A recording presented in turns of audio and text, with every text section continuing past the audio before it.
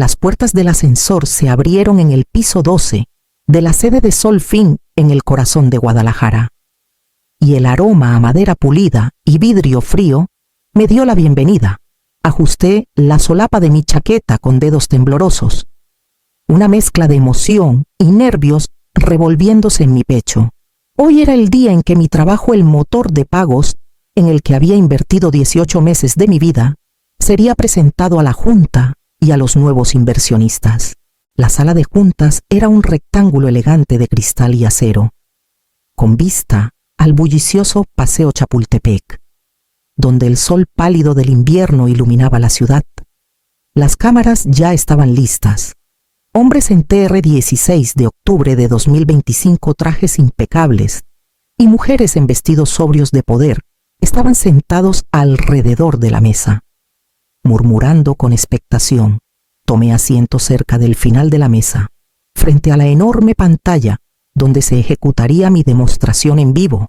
Arturo Vega, nuestro director general, entró con su energía magnética habitual, su reloj de diseño brillando mientras gesticulaba para captar la atención.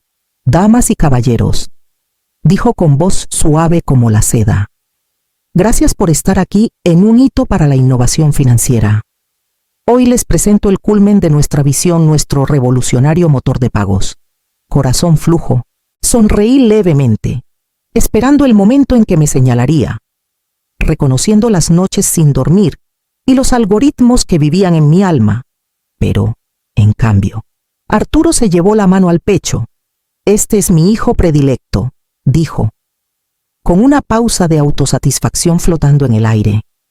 «Desde el concepto hasta la ejecución, he liderado esta innovación personalmente, creando una tecnología que redefinirá los pagos digitales». Sus palabras cayeron como un golpe físico. Mi garganta se cerró. Los flashes de las cámaras destellaron mientras el inversionista principal se inclinaba, asintiendo con aprobación. Mi nombre nunca fue mencionado.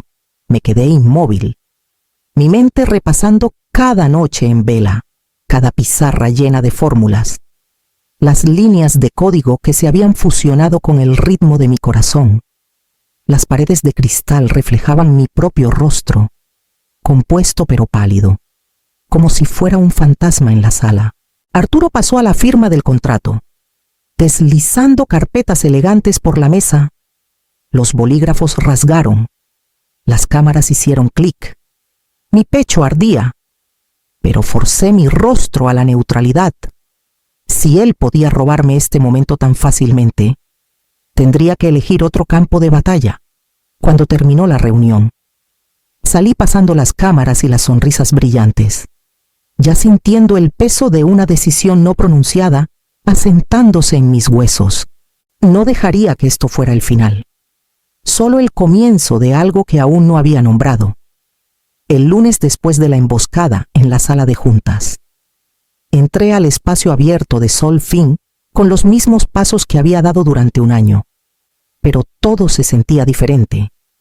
El piso 12 zumbaba bajo el murmullo de las luces fluorescentes y las conversaciones bajas. Filas de escritorios blancos y elegantes se extendían bajo ductos expuestos y letreros de neón que proclamaban «Rompe todo». Las pantallas brillaban con tableros, gráficos y código en la pared. Una enorme pantalla LED pulsaba con las palabras «Corazón Flujo, el futuro de los pagos». Por un momento, pensé en el taller de mi padre en Querétaro, oliendo a aceite de motor y madera vieja, con radios desmantelados esparcidos junto a latas de café llenas de tornillos. Él solía darme placas de circuito rotas y sonreía cuando lograba hacerlas chispear de nuevo. Ahí fue donde me enamoré de la idea de hacer que las cosas funcionaran, de construir algo que pudiera sobrevivirme. Mudarme a Guadalajara había sido como entrar al centro de ese sueño. Quería crear algo que cambiara el mundo, pero los sueños tienen fisuras finas mucho antes de que se rompan. Desde mi escritorio de pie, podía escuchar a Arturo en la oficina de cristal al fondo. Su voz, subiendo y bajando con entusiasmo ensayado, estaba en una videollamada con inversionistas, señalando diapositivas que yo había creado. Nuestra arquitectura escala globalmente. Decía, es mi diseño para manejar 10.000 transacciones por segundo. La palabra mi colgaba en el aire, afilada y cortante. Esa tarde, una directora técnica visitante, Clara Montes, pasó por un recorrido. Era mayor, de mirada aguda, con el aura tranquila de alguien que había visto todos los trucos de las startups, después de que Arturo la despidió con encanto y apretones de manos. Ella se quedó junto a mi escritorio. Tú escribiste este sistema, ¿verdad?, preguntó en voz baja. Dudé. La mayor parte. Ella asintió una vez. Protege tu trabajo. Los fundadores se llevan el crédito. Los ingenieros desaparecen. Luego se alejó, dejando la advertencia resonando en mi mente como una alarma baja. Me quedé hasta tarde esa noche, mirando las luces titilantes de Guadalajara desde la ventana, entre la emoción de la creación y el dolor de la traición. Una resolución silenciosa comenzó a formarse. Aún no estaba lista para decirlo en voz alta, pero una parte de mí ya se preparaba para lo que vendría después. La oficina casi siempre estaba vacía cuando comenzaba mi verdadero trabajo. Después del caos diurno de reuniones, demostraciones de productos y el desfile constante de llamadas con inversionistas de Arturo, el piso 12 caía en un silencio suave y zumbante. Solo el brillo de mis monitores duales iluminaba mi rincón del espacio de trabajo. Las líneas de código se derramaban por las pantallas, fluyendo como un idioma que solo yo podía leer. Vivía para esos momentos, aquí, en la quietud. Podía concentrarme en lo que aún me emocionaba a pesar de todo el motor mismo. Corazón Flujo no solo era rápido, estaba vivo. Cada prueba lo llevaba más lejos. Superando las 10.000 transacciones por segundo sin sudar, el cifrado adaptativo rotaba claves en microsegundos. Mientras la detección de fraudes impulsada por IA aprendía a olfatear ataques casi antes de que ocurrieran. Verlo funcionar era como dirigir una orquesta que solo yo podía escuchar. Sin embargo, la emoción de la creación se enredaba lentamente con una inquietud. Durante el día, el ambiente a mi alrededor había cambiado.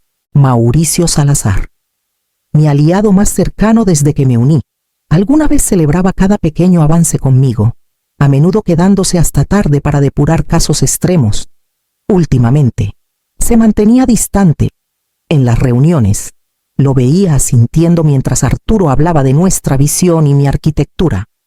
Cuando Arturo tergiversaba los algoritmos centrales para impresionar a la junta, Mauricio no decía nada. Empecé a notar las señales más pequeñas también. 2 ingenieros junior a los que había mentoreado evitaban mi mirada en la cafetería. Las conversaciones se silenciaban cuando pasaba por ahí. El diseño de planta abierta que alguna vez se sintió como un laboratorio compartido ahora parecía una jaula de cristal. Aún así, seguí trabajando, construyendo, perfeccionando. Algunas noches me recostaba en mi silla, mirando las luces dispersas de Guadalajara, y me recordaba por qué estaba aquí. Ya no buscaba su aprobación. Estaba construyendo algo extraordinario. Algo que ninguna política de sala de juntas podía borrar de la existencia. El primer temblor de temor me golpeó cuando Mauricio omitió nuestra revisión de código habitual sin decir palabra. Y, en cambio, salió de la oficina con Arturo. Ambos sonriendo como si compartieran un secreto. Esa noche, al volver a mi código, una certeza fría se asentó. Se me estaban acabando los aliados, y las paredes se cerraban silenciosamente. La llamada de mi hermano llegó un domingo por la tarde. Mientras regresaba de hacer las compras, el peso de la semana pasada presionándome. Emiliano siempre había sido la voz tranquila en mi vida, un abogado de patentes en Morelia que había visto el lado oscuro de la tecnología suficientes veces para saber cuándo se avecinaba un problema. Le conté todo el robo público de Arturo, la distancia repentina de Mauricio, el silencio vacío en la oficina. Entonces necesitas protegerte, dijo sin dudar. Si esos algoritmos se basan en tu conocimiento previo y se hicieron en tu tiempo personal, con tus propios recursos, Puedes presentar patentes provisionales. Establecen prioridad si intentan robártelo. Tienes prueba de que es tuyo. La idea me dejó atónita. Había estado tan inmersa en construir que no había considerado proteger lo que había creado. Esa noche, despejé las cajas y herramientas viejas de mi cochera, la misma donde aprendí a soldar circuitos con mi papá hace años. Una lámpara solitaria proyectaba un charco cálido de luz sobre el banco de trabajo, familiar y reconfortante. Configuré mi laptop personal, un disco separado, y comencé a traducir meses de genialidad en un lenguaje legal preciso. Se sentía como desbloquear otra parte de mi cerebro, transformar código en reclamaciones, innovación en armadura. Para el final de la semana, se presentaron 3 patentes provisionales a mi nombre: motor de microtransacciones paralelo, cifrado adaptativo multicapa, detección de fraudes conductual por IA. Cada presentación era un escudo secreto, una declaración silenciosa de que existía más allá de las paredes de Solfin. Nadie en la oficina lo sabía. Arturo podía pasar por mi lado todos los días pensando que estaba indefensa. Y esa ilusión era mi ventaja. Por primera vez en semanas, sentí que recuperaba el control, sentada en esa cochera tenue, con el sonido del calentador encendiéndose en la esquina. Me di cuenta de que había construido más que un algoritmo. Había construido una ventaja. Cerré mi laptop, las manos temblando no de miedo, sino de un extraño triunfo privado. El lunes por la mañana, entraría a esa torre de cristal con una armadura invisible que nadie podía ver. El anuncio llegó un martes por la mañana gris, entregado con la calidez falsa habitual de Arturo. Todos. Les presento a Esteban Lara, nuestro nuevo vicepresidente de ingeniería, dijo, señalando a un hombre alto en una chaqueta ajustada cuya sonrisa no llegaba a sus ojos. Esteban está aquí para ayudarnos a escalar y aportar liderazgo estratégico al equipo. Supe de inmediato qué significaba estratégico. Esteban era un viejo amigo de la Universidad de Arturo, el tipo de ejecutivo que cae de paracaídas para hacer el trabajo sucio sin dejar huellas. En una semana, programó reuniones obligatorias de revisión de código que parecían más interrogatorios que colaboraciones. Yo llegaba con impresiones y puntos de referencia, y él se recostaba en su silla, brazos cruzados, haciendo preguntas que no buscaban entender, solo socavar. ¿Crees que esta arquitectura la puede mantener alguien más que tú?, preguntó una vez. Su tono lo suficientemente afilado como para cortar. Mauricio estaba a su lado, en silencio. Esperé que me respaldara como solía hacerlo, pero sus ojos permanecieron fijos en la mesa. Las grietas se ensancharon rápido. Los hilos de Slack que antes celebraban avances, ahora leían como registros de culpas. Una noche, tropecé con un canal privado, dejado abierto en una máquina compartida, donde Esteban y Mauricio discutían extraer la lógica central y asegurar la propiedad de la empresa. Las notas de las reuniones circulaban donde mi nombre era reemplazado por equipo de ingeniería o, peor aún, innovación de la empresa. Mis contribuciones estaban siendo borradas en tiempo real. Esa noche, sola en la oficina, miré las luces de Guadalajara, sintiendo el cuchillo de la traición girar más profundo. Mauricio había sido el primero en darme la bienvenida, el que me traía café de madrugada durante sesiones de depuración maratónicas. Ahora, sus mensajes estaban en la pantalla frente a mí, aceptando ayudar a Arturo a transferir conocimiento crítico. Cerré mi laptop lentamente, el peso de la comprensión asentándose. La traición ya no era un rumor ni una sospecha. Tenía una marca de tiempo y un rastro de papel. No solo intentaban robarme mi trabajo, planeaban eliminarme por completo. La tormenta que había sentido durante meses finalmente se estaba formando, y podía sentir sus primeras gotas frías deslizándose por mi espalda. El viernes por la tarde, la oficina se sentía extrañamente silenciosa, como si el aire se hubiera espesado con algo que aún no podía nombrar. Un mensaje apareció en mi pantalla: por favor, Preséntate en la sala de juntas. Recursos humanos. La sala de juntas con paredes de cristal se alzaba como un escenario sobre Guadalajara. Su mesa pulida, reflejando la luz del invierno. Arturo y Esteban ya estaban adentro.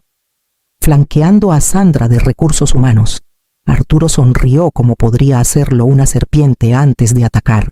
Isadora, comenzó, con voz melosa de falsa simpatía. Eres brillante, de verdad, pero no eres de equipo. Necesitamos a alguien que pueda alinearse con la dirección de la empresa. No dije nada. Mis manos cruzadas en mi regazo, Sandra deslizó una carpeta por la mesa. Este es un paquete de indemnización generoso, 3 meses de salario, cobertura médica hasta fin de año. Sus ojos se encontraron con los míos y luego se apartaron. A cambio, firmarás la cesión completa de propiedad intelectual y un acuerdo de no competencia. Abrí la carpeta. Las palabras nadaban cesión de todas las invenciones. No competencia, confidencialidad. No era solo un despido, era un borrado. Todo lo que había construido le pertenecería a Arturo. Mi futuro en FinTech estaría encadenado. Un recuerdo fugaz destelló el taller de mi papá. El zumbido cálido de un soldador. Él diciéndome que lo que construyera con mis propias manos nunca podrían quitármelo si mantenía mi posición. Arturo se inclinó hacia adelante, el borde presumido asomándose. Si firmas hoy, podemos hacer esto sin dolor. De lo contrario, no necesitó terminar la amenaza. Cerré la carpeta y la empujé de vuelta por la mesa. No, la sala quedó en silencio. La sonrisa de Arturo vaciló.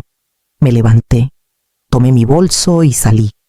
Pasé por las filas de escritorios abiertos, por las pantallas donde mi código aún pulsaba, por los ingenieros que no me miraban a los ojos. El aire afuera era fresco y cortante. Y por primera vez en meses sentí algo distinto al miedo. Pensaban que me habían despojado de todo, pero mi verdadero poder no estaba en esa oficina. Ya estaba asegurado bajo mi nombre, esperando cambiar el juego. El lunes después de salir, estaba en la oficina de Emiliano en Morelia, rodeada del olor a libros de leyes viejos y el zumbido bajo de las impresoras láser. Mi hermano se inclinó sobre mi laptop mientras revisaba la documentación marcas de tiempo, registros de commits y las solicitudes de patentes provisionales que ahora se sentían como salvavidas. Todo lo que necesitamos está aquí, dijo, su voz tranquila pero con un toque de satisfacción. Te despiden y luego intentan reclamar tu trabajo. Esto golpeará como martillo. A mitad de semana, la carta estaba lista. El bufete de Emiliano la envió a la Junta de Solfin, a todos los inversionistas principales y a su departamento legal. Era corta, clínica y letal. Los algoritmos centrales que potencian corazón flujo están patentados a nombre de Isadora Vélez. Cualquier uso comercial constituye una infracción y desencadenará acciones legales inmediatas. Adjuntos estaban los registros, los diagramas de arquitectura y una línea de tiempo clara que mostraba que yo había construido la base antes de que Arturo siquiera moviera un dedo. Luego esperé. No tuve que esperar mucho. 2 días después, un clip comenzó a circular de la última demostración para inversionistas de Solfin. Arturo había intentado mostrar una nueva versión de Corazón Flujo, despojada de cualquier cosa que tocara mis patentes, en vivo, frente a inversionistas y cámaras de streaming.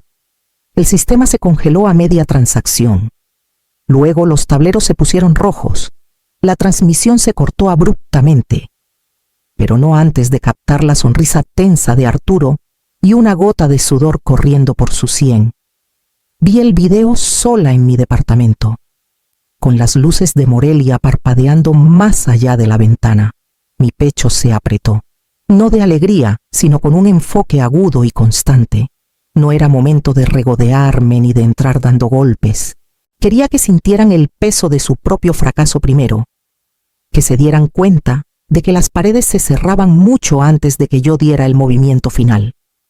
El primer correo electrónico de pánico de la Junta llegó a mi bandeja esa noche, y supe que el próximo acto de esta guerra silenciosa Estaba a punto de comenzar. Era tarde en la noche, cuando vi a Mauricio esperando al borde del estacionamiento.